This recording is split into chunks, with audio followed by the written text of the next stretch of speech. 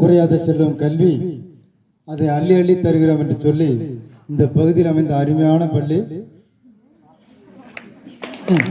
கடற்கரை அரசு மேல்நிலைப் பள்ளி அண்டாய்வு என்பது நிகழ்ச்சி உங்களை பார்க்கும்போது கிடைச்சிருக்கு மகிழ்ச்சி.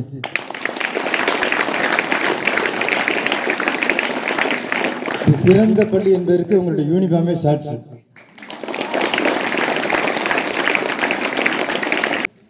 இந்த மாணவர்கள் கிராமப்புறத்திலிருந்து ஒரு பள்ளியை நோக்கி வருகை தந்திருக்கிறீர்கள். இதனுடைய நோக்கம் என்ன? படிக்கணும், கல்வியை முழுமையாக பெற வேண்டும். இதுதான் நம்முடைய நோக்கம். சரிதானா?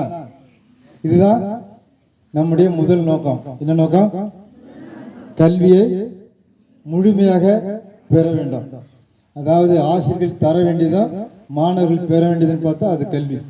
ஆனால் அதில் வரக்கூடாது தோல்வி. சரிதானா? இந்த பள்ளியில் 6ஆம் வகுப்பு முதல் 9ஆம் வகுப்பு வரைக்கும் மாணவர்கள் படிச்சுட்டீங்க. உங்களுக்கு மதிப்பெண் சான்றிதழை கொடுக்குறாங்க. அதுக்கு பேர் ரேங்க் கார்டுன்னு பேர். அப்புறம் கடைசி அதை வாங்கி வச்சுக்கோங்க. ஆனால் 10வது பசங்க முதல் முறையாக பப்ளிக் எழுத போகிறார். நீ முதல் முறையாக எழுதக்கூடியது பப்ளிக். அந்த பப்ளிக்கில் ஒரு மார்க் ஷீட் கொடுப்பாங்க.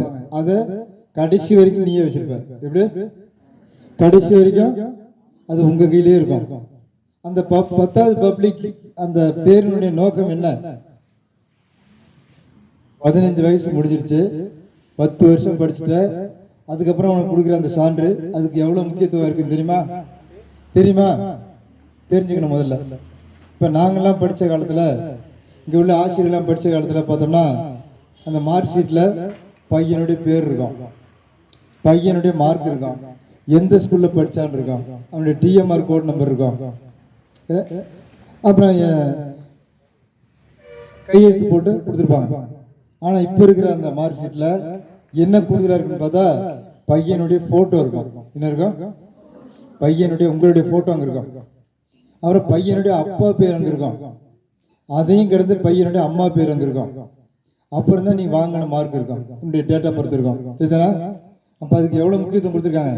இது என்னுடைய சர்டிஃபிகேட்டே இல்லைன்னு சொல்ல முடியாது. படிக்காதவங்க கூட அந்த ஃபோட்டோ வாங்கி பார்த்துட்டு இது நம்ம பையனுடைய மார்க் ஷீட்னு சொல்லிடுவாங்க. அப்போ அந்த அளவுக்கு முக்கியத்துவம் இருக்கு. சரிதானா? மிக மிக முக்கியம். என்னது?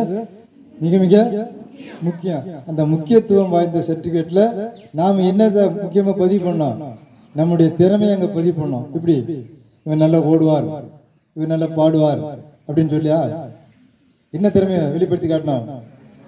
கல்வியில் உனக்கு வேண்டிய மதிப்பு அது ஆசிரியர்கள் கொடுத்துருப்பாங்க எண்களாக, அது மதிப்பெண்களாக. என்னது?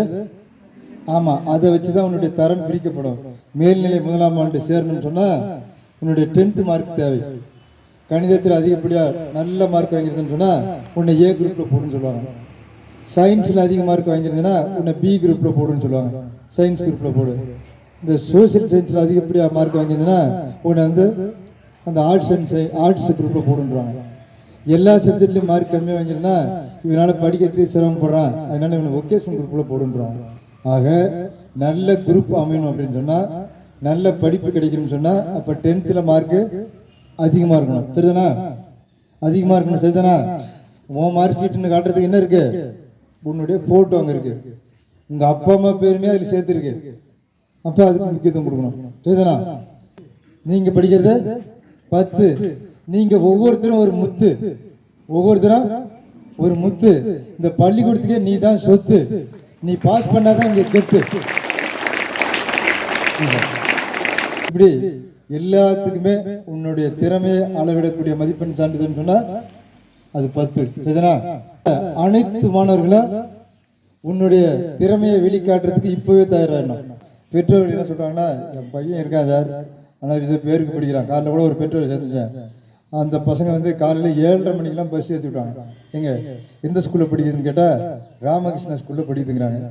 அடுத்த இன்னொரு குழந்தை அது எங்கே படிக்குதுன்னு ஆண்ட்ரு ஸ்கூலில் படிக்குதுங்கிறாங்க. அப்போ நோக்கம் என்ன? அப்புறம் அடுத்து சொல்கிறாங்க, சார் போன மாதம் வரைக்கும் 6:45 அந்த பசங்களை அழிச்சிட்டு போயிடுவாங்க. நாங்கள் போய் கேட்டுக்கிட்டதுக்கப்புறம் இப்போ 7:30 மணிக்கு அந்த பசங்களை அனுப்புகிறோங்கிறாங்க. அப்போ அந்த 6:45 அந்த பசங்க வீட்டில் சாப்பிட முடியுமா? வீட்டில் திருப்தியாக சாப்பிட்டுட்டு புறப்பட முடியுமா? அப்போ அவன் எத்தனை மணிக்கு எழுந்துச்சு ரெடி ஆகணும்? கல்வி எங்கே நல்லா கிடைக்குதோ அந்த இடத்துல போய் சேரணும்னு ஆசைப்படுறாங்க, சேர்க்கணும்னு ஆசைப்படுறாங்க பெற்றோர்கள். இங்கே இத்தனை பேர் இங்கே வந்து சேர்ந்துருக்குன்னு என்ன அர்த்தம்? இந்த பள்ளியோட நல்ல பள்ளிக்கூடம் இங்கே படித்தா பாஸ் பண்ணலாம், அதிகப்படியாக மார்க் வாங்கலாம் அப்படிங்கிறத பெற்றோர்கள் நினச்சிருக்காங்க. சரிதானா? 7:30 மணிக்கு ஒரு பேரண்ட்டு பஸ் ஏற்றி விடுறாங்க. அப்புறம் கேட்டால் அது எந்தெந்த ஊருக்கோ போய் சுற்றி போயிட்டு 9 மணிக்கு தான் அந்த ஸ்கூலுக்கு போங்கிறாங்க. ஆனால் நீ புறப்பட்டு ஒரு 5 நிமிஷம் 10 நிமிஷத்துல ஒரு 1/4 மணி நேரத்துக்குள்ள ஸ்கூலுக்கு வந்துடுவேன். சரிதானா? இந்த படிப்புங்கிறோம், அது எங்கே இருக்கணும்? நம்மளுடைய சிந்தனையில் இருக்கணும். எங்கே இருக்கணும்? ஆமாம், உனக்கு சிந்தனையில் இருக்கணும். எங்க கண்டிஷன் பார்த்தா நிபந்தனையில் இருக்கணும். என்னது? உனக்கு இருக்க வேண்டியது சிந்தனை, எங்களுக்கு நிபந்தனை. என்னது? கல்வியை முழுமையாக பெற வேண்டும், அது ஆசிரியர்கள் தர வேண்டும். அந்த விதத்தில் பார்க்கும்போது நம்முடைய தலைமை ஆசிரியர் அதை பொறுப்பேற்றுக் கொண்டு மிக சிறப்பாக செய்து வருகிறார். வாழ்த்துக்கள். சரி, பசங்களுக்கு மட்டும்தானா இங்கே வந்ததில்? இப்போ போன ஆண்டு இங்கே வந்தேன், அப்போ இருந்த பார்த்ததுக்கும் இப்போ இருக்கிற பார்க்கறதுக்கு பள்ளியோட வித்தியாசமாக இருக்கு. இன்னும் வித்தியாசமாக இருக்கு. நேராக அங்கிருந்து பார்த்தா ஒரு பில்டிங் இருக்கு, பக்கா பில்டிங் இருக்கு. என்ன இருக்கு? புதுமையாக இருக்கு. எப்படி? அது இப்போ கட்டின பில்டிங் மாதிரி இருக்கு. அது எப்போ கட்டினாங்களோ தெரியாது, ஆனால் இப்போ கட்டின மாதிரி இருக்கு. 14 வருஷத்துக்கு முன்னாடி கட்டின பள்ளியோட புதுப்பிச்சு செலவு பண்ணி ரிஸ்க் எடுத்து என்ன பண்ணிருக்காரு? புதுசாக மாத்திட்டாரு. அதுவே மிகப்பெரிய வளர்ச்சி, முதல் வளர்ச்சி. 2வது வளர்ச்சின்னு பார்க்கும்போது அன்னைக்கு எதேச்சா எதிர்பாராதமே திடீர்னு இந்த பக்கம் வந்தேன். நான் வந்தப்போ ஒரு 8:30 இருக்கும். பசங்கள்லாம் அருமையாக உட்காந்து படித்தாங்க. பார்த்ததுக்கு கண்கொள்ளா காட்சியாக இருந்தது. மிக அருமை. அதாவது அது ஸ்கூல் ஹவர்ஸ் கிடையாது, எக்ஸ்ட்ரா ஹவர்ஸ். எக்ஸ்ட்ரா ஆசிரியர்களும் எக்ஸ்ட்ரா வந்து ஒர்க் பண்ணிருக்காங்க, மாணவர்களும் எக்ஸ்ட்ரா தெரிஞ்சுன்னு வந்திருக்கீங்க. அப்புறம் பார்த்தீங்கன்னா பசங்க லைனாக உட்காந்தாங்க. லைனாக மட்டும் இல்லை, அது ஃபைனாக இருந்தது. ஆக அப்புறம் இப்போதான் ஒரு செய்தி சார் சொன்னார், எங்களுடைய பள்ளியினுடைய வளாகம் இங்கே பார்க்கும்போது தூய்மையாக இருக்குது. அப்புறம் பார்த்தா என்ட்ரன்ஸில் முக்கியமான தலைவர்கள் படம்லாம் வரையப்பட்டுள்ளது. அதுக்கே ஒரு வாழ்த்து சொல்லிடலாம். ஏன் வரைஞ்சாருன்னு சொன்னால், இவங்களெல்லாம் பொதுமக்களால் பாராட்டப்படக்கூடியவர்கள், இவரெல்லாம் சிறப்பு வாய்ந்தவர்கள். அவர்களைப் போல நீங்களும் சிறக்க வேண்டும். அவர்களெல்லாம் முன் உதாரணமாக இருக்கிறார்கள். ஏன்னா அவரை போல நீங்கள் என்ன பண்ணோம்? வாழ்வில் உயர வேண்டும். எப்படி? வாழ்வில் உயர வேண்டும். அப்புறம் பார்த்தீங்கன்னா நம்ம கிட்ட இருக்கிற ஒரே ஒரு விஷயம் வறுமை, இனமை. அதான் நம்ம அப்பா அம்மா இருக்கோம். ஆனால் நம்ம பிள்ளைங்க பள்ளிக்கூடத்துக்கு போயிடுச்சுன்னு சந்தோஷமா இருக்காங்க. ஆனால் இங்கே வந்த அப்புறம் உனக்கு என்ன கிடைக்கும்? திறமை, இனமை, திறமை. அப்படி கிடைச்சிட்டு நீ படிச்சு ஒரு நல்ல மார்க் வாங்கி ஒரு நல்ல வேலைக்கு போயிட்டு கை நிறைய சம்பளம் வாங்கினா அதுதான் பெருமை, இனமை. +2 தேர்ச்சி விகிதம் பார்க்கும்போது வந்ததுமே அதுதான் நோட் பண்ணிருக்கேன். 2023ல் 89% இந்த பள்ளி பெற்றிருக்கிறது. 2024ல் 80% பெற்றுள்ளது. 2025ல் 84% பெற்றுள்ளது. அதாவது படிப்படியாக வளர்ந்திருக்கிறது. ஆனால் 25லிருந்து 2026 பார்க்கும்போது 92% உயர்ந்திருக்கிறது.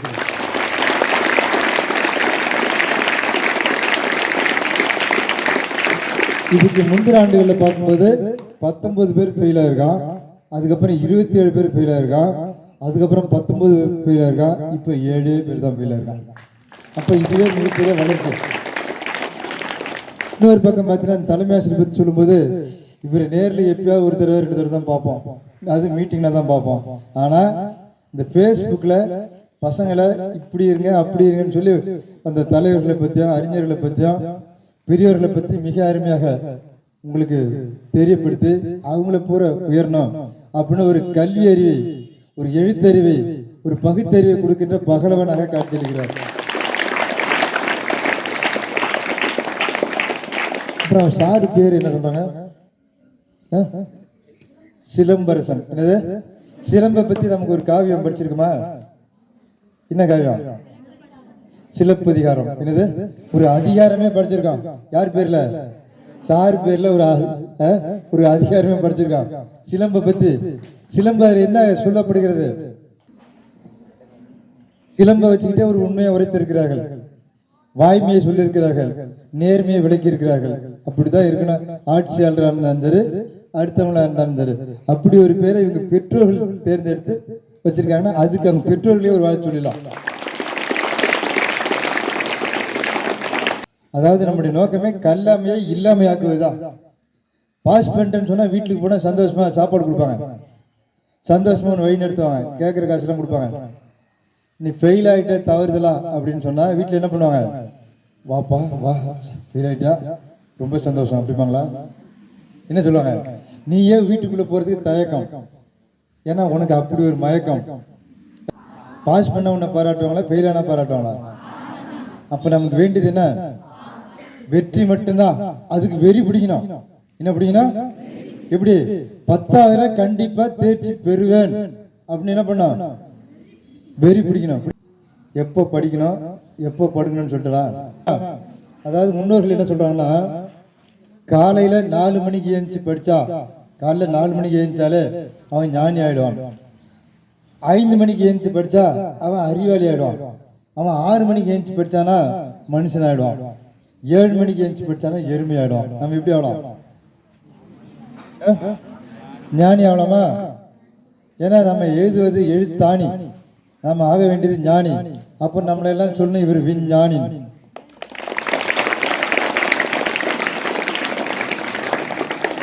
அடுத்த மாசத்துல நம்ம மாவட்டத்துல வீட்டுக்கு ஒரு விஞ்ஞானி திட்டத்தை அமல்படுத்த போறோம். உங்களுடைய திறமைகளை நாங்கள் வெளிப்படுத்தலாம், அப்படி ஒரு வாய்ப்பு உங்களுக்கு ஏற்படுத்தப்பட்டுள்ளது. சரிதானா? இந்த +2 பசங்க நீங்க என்ன பண்ணோம், இப்போ நீங்க டீனேஜ், இன்னும் கொஞ்சம் வேணும் நாலேஜ், நீ போய் சேர வேண்டிய இடம் காலேஜ்.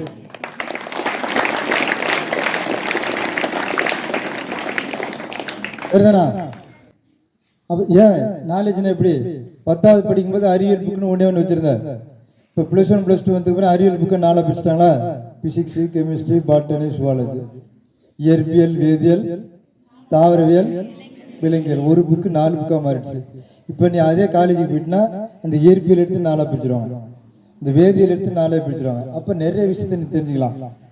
அப்படி கண்டிப்பாக நீ என்ன பண்ணணும், காலேஜுக்கு போகணும். ஒன்று உனக்கு கொடுத்துருப்பது புக்கு, அதை படித்தா கிடைக்கும் லக்கு. லக்கு அதுக்கு தான் உனக்கு கொடுத்துருக்காங்க புக்கு. அதனால எந்த சுச்சுவேஷன் என்ன பண்ணக்கூடாது, படிக்காமல் இருக்கக்கூடாது. நீ நல்லா படிக்கணும், அது உங்கள் வீட்டில் உள்ளவங்களுக்கு பிடிக்கணும். அதனால பேர் வாங்கினா ஒரு முயற்சி எடுக்கலாமா, எடுக்கலாமா?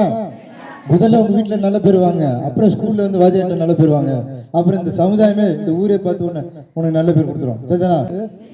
இன்னைக்கு நம்ம உறுதி எடுக்கிறோம், என்ன கிழமையில, வெள்ளி. நீ பாஸ் பண்ணாதான் கில்லி. யாருமே கேட்காம 4:30 மணிக்கு எழுந்திருச்சு புஸ்தகத்துமே கைமா நீ உட்காந்து பாரு. நாளைக்கு ஒரு நாள் என்ன சொல்லுவாங்க உங்க வீட்டுல, இந்த பையனுக்கு புதுசா ஞானம் வந்துடுச்சு, இவன் கண்டிப்பா பாஸ் பண்ணிடுவான், இதே மாதிரி படிச்சானா போதுமா. அப்புறம் தொடர்ச்சியா ஒரு 4-5 நாள் படிச்சு பாரு. என்ன பண்ணுவாங்க உங்க வீட்டுல, இன்னைக்கு சாயந்தரம் படிக்கிறதுக்கு முயற்சி எடுக்கணும்னா இன்னைக்கு நைட்டு நீ படுக்கிறதுக்கு முன்னாடி ஒரு 2 டம்ளர் தண்ணி குடிச்சிட்டு கடவுளுக்கே சவால் வைப்பாங்க. நாளைக்கு காலைல 4:30 மணிக்கு என்னை எழுப்பிட்டாதான் நீ கடவுள். நீ எந்த கடவுளை கும்பிடுறியோ அந்த கடவுளுக்கு என்ன பண்ற, ஒரு சேலஞ்ச் வச்சிரு. எப்படி, நாளைக்கு காலையில 4:30 மணிக்கு என்னை உட்கார வச்சாதான் நான் உன்னை நம்புவேன், நீ கடவுள்னு நம்புவேன், நீ சாமின்னு நம்புவேன் அப்படின்னு ஒரு சேலஞ்ச் வச்சிரு. 4:30 மணி ஆச்சுன்னா ஒரு அலாரத்தை கூட வச்சிரு. 4:30 மணிக்கு எழுந்திருக்கான்னு பாரு, 4:15 எழுந்திருவேன். யாரு, நீ நம்புற கடவுள் எழுப்பிடுவார். எப்பா என்னைக்கே டெஸ்ட் வச்சுட்ட, நான் முதல்ல பாஸ் பண்ணோம், அப்புறம் நீ பாஸ் பண்ணோம் அப்படின்னு சொல்லி என்ன பண்ணுவார், உன்னை 4:15 எழுப்பிடுவார். அப்போ 4:30 மணிக்கு எழுந்துச்சு ஃபேஸ் வாஷ் பண்ணிட்டு படிக்க ஆரம்பிச்சிட்டேன்னா நீ படித்தால் வீட்டில் உள்ளவங்க எல்லாத்துக்கும் பிடிக்கும். நாம படுக்க வேண்டிய நேரம் 10:30. என்னது 10:30? அதுக்கப்புறம் தான் உனக்கு வரணும் நித்திரை. எது வரைக்கும் படிக்கணும்னா அப் டு சித்திரை. சரிதானா? இந்த இடைப்பட்ட நேரத்தில் 10வது பசங்கள 12வது பசங்கள தொட வேண்டாம். ஒரே ஒரு பொருள் இருக்கு, இது போனு. என்னது போனு? அது என்ன பண்ணும், அந்த நேரத்தில் இந்த மாதிரி புத்தகத்தை எடுத்து வாசிக்கலாம், யோசிக்கலாம், அப்புறம் வாசிச்சதை பேசிக்கலாம். இப்படிதான் இருந்தார் ஒரு கலாம். என்ன கலாம்? அப்துல் கலாம். அவருக்கெல்லாம் நம்ம போடுவோம் சலாம்.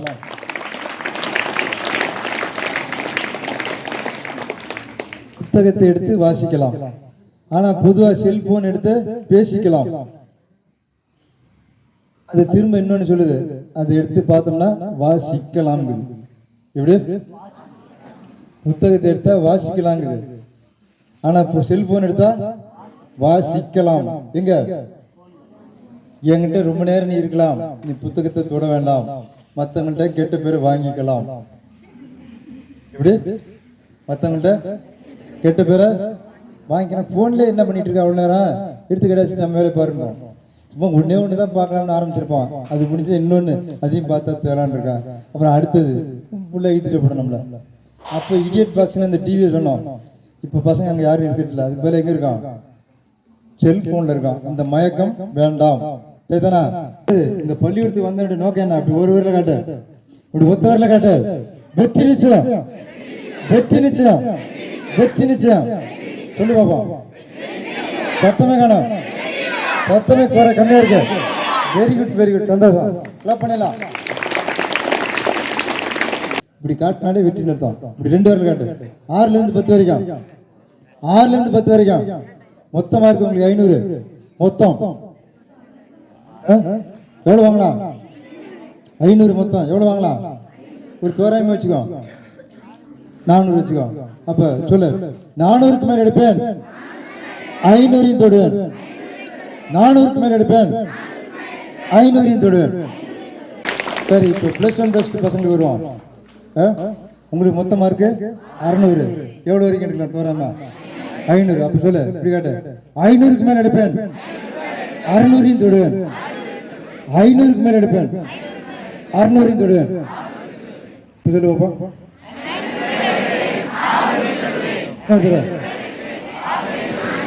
கேட்டதுமே எனக்கு அவ்வளவு சந்தோஷமா இருக்கு. உங்க வாத்தியாருக்கு எவ்வளவு சந்தோஷமா இருக்கா? இதை கேட்ட உங்க அப்பா அம்மா எவ்வளவு சந்தோஷப்படுவாங்க. சரி, இதையும் கடந்து எல்லாரும் ஒரே ஒரு விஷயத்துக்கு ஆசைப்படணும். அது இந்த 3 விரல் தூக்கு. இந்த 3 விரல் இதுக்கு ஆசைப்படணும். நடக்குதா இல்ல? ஆசைப்படணும். நாம நினைச்சாலே நடக்கும். கேத்துக்குமா? 3 விரல். நான் தான் தமிழ்நாட்டில் ஃபர்ஸ்ட் மார்க், நான் தான் தமிழ்நாட்டில் ஃபர்ஸ்ட் மார்க். சொல்லு.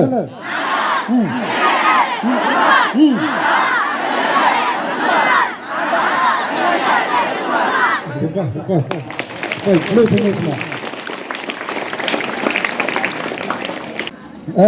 இந்த கிராமமா இருந்தாலும் சாரியுடைய செய்தி ஃபேஸ்புக்கில் அது இதில் இதில் வந்துட்டு இருக்கு. அப்படி இருக்கும்போது அப்போ நாளைக்கு உன்னை பற்றி செய்தி வந்துகிட்டே இருக்கும். சரிதானா? உங்கள் ஹெட்மாஸ்டரே செய்தி போட்டுருவார், நீ சொல்லலாம். பொதுமக்களே வாழ்த்து போட்டுருவாங்க. அதனால் ஒவ்வொருத்தரும் உறுதியாகவும் இறுதியாகவும் நீங்கள் சொன்ன விஷயத்தில் இருக்கணும். சரிதானா? ஆனால் மறதியாகவும் எடுத்துடக்கூடாது. என்னது? சரிதானா? Very good. பல்வேறு விஷயங்களை ஏற்றுக்கொண்டு செயல்படுத்த காத்திருக்கின்ற என்னுடைய அன்பு செல்வங்களுக்கு கல்வித்துறை சார்பில் வாழ்த்துக்கள்.